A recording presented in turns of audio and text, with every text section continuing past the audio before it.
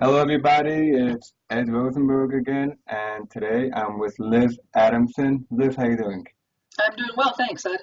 Okay, thanks for coming on. Now, Liz, first of all, she's a private label expert, and you have some fantastic blog posts, and that's why I reached out to you. Could you give us a little bit about your background, please? Yeah, of course. I started working with Amazon or as a seller on Amazon about 5 years ago. We built together with a team of one or two other people. We built a company from a startup company, and in 4 years we were up to $15 million in sales and about 20,000 SKUs. After we had grown that large, I left that company and decided I wanted to reach out and start helping more companies launch their products. I specialize in that product launch, getting product to market. My outside Amazon work history includes brand management and product management, so that's why I specialize in private label and getting those new products launched into market on Amazon. Okay, so obviously the million-dollar question. I got a new product and private label, branded, everything is fine. I put it up on Amazon. I'm on page 86. Nobody's buying it. What do I do? Right. So, as many of us know, the Amazon search engine algorithm is based off of recent sales. And so, new products are at a disadvantage. You don't have any sales history, so Amazon's not going to pay attention to you.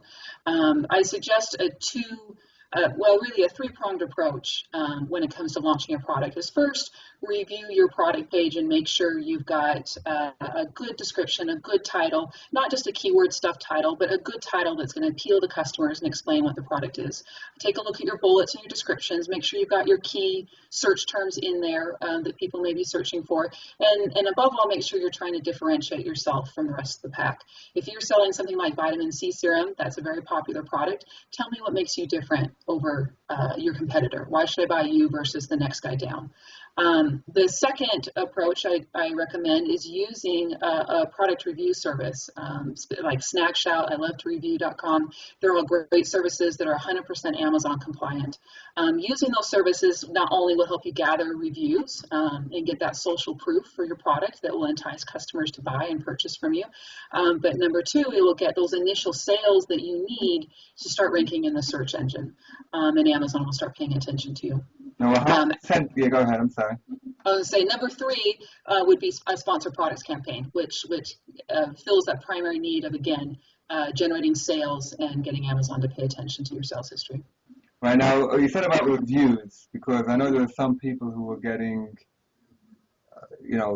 policy warnings for Right. reviews. Like, how do you balance that? Like, people always ask me, how much is too much? Right.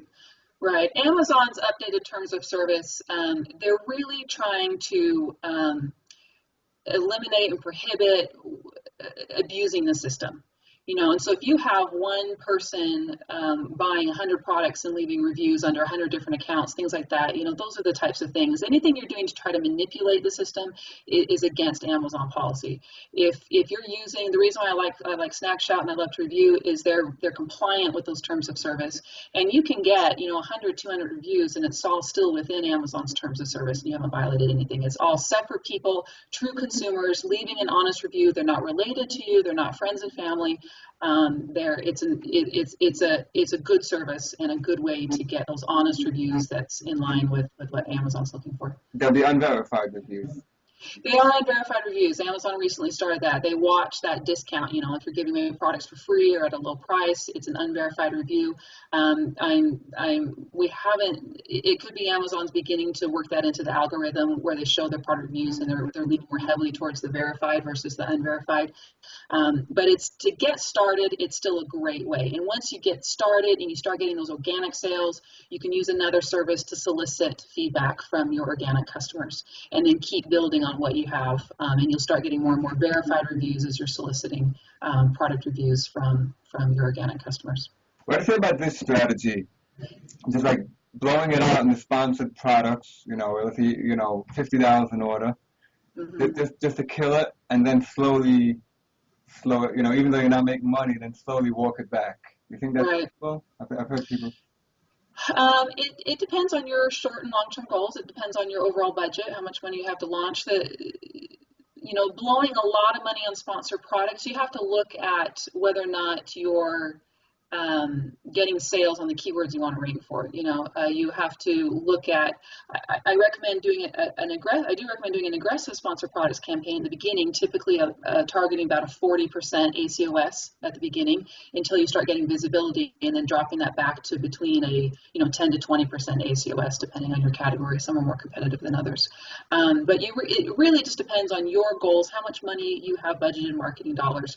But a strong sponsored products campaign is a must when you're first launching your product, just to get those initial sales. Right. And how about having a Facebook page? And I hate paying twice. Like I like pushing my Facebook ads to my website, because this way I'm paying, even if I'm paying $15 an order. But some people are saying that if you push the Facebook ads or posts, when you promote the post and you push it to your Amazon page, that's a good idea. Now, initially I was against it, because you basically, like I said, you're paying twice. You're paying Facebook on the front end, and then you're paying the final value fees on Amazon. Right. Again, it depends on how successful you can be with social media. Some people don't have a large of a following. It's not going to make that much of a difference, or they're paying a lot for paid ads and not getting a high conversion rate. Social media studies have shown that social media actually is one of the lower converting methods of marketing, and some industries, however, have made it work really well. I always recommend just testing it. Do a small test, figure out the results, decide if it's something that you want to continue to invest in and expand, or if your test didn't work out, and you're not finding any obvious reasons that errors that you need to correct, then perhaps that wasn't the media for you, the Facebook or other social media. Whatever you do, whatever traffic you're driving to Amazon, just make sure it's high converting traffic, because if you're driving a lot of eyeballs but no sales, it's not doing you any good. Right. Okay, now how about this idea? How about like launching a new item, and then having a couple of your friends, and it doesn't take too much, searching for that item and buying it. Right, having your friends search, using specific, that's a tactic that's used. Having friends use a specific keyword, search the item and buy it. Amazon recently, again, with its update to its terms of service, is discouraging that. Having friends or employees or family members buy a product, trying to manipulate that search rank and then leave a review. That said, I don't know how well Amazon's enforcing that, or how they would even make that connection. So it's up to the seller. If they want to do that to help get things started, just be aware that Amazon is watching for that kind of behavior now. All right. I mean, I don't like being in the business of outsmarting Amazon. They're, we've seen that over the years with Google, even, as Google's, the Panda update and all the other updates they've done, it's to try to keep people from gaming the system. So I think as more sellers are willing to play by the rules, the less rules we'll have from Amazon trying to prohibit those types of activities, black hat type SEO stuff. All right. Now, one more question. Have you ever been suspended yourself? Am I going to do it? Have you ever been suspended? Suspended.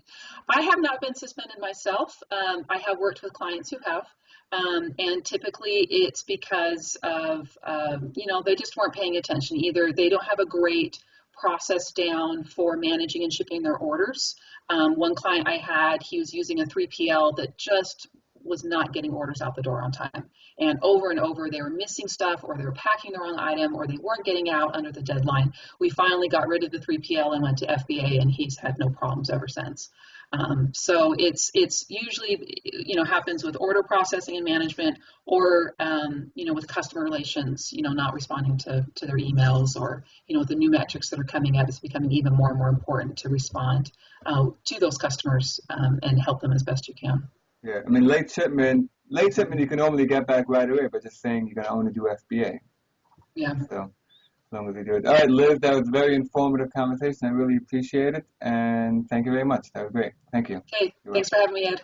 Okay, bye.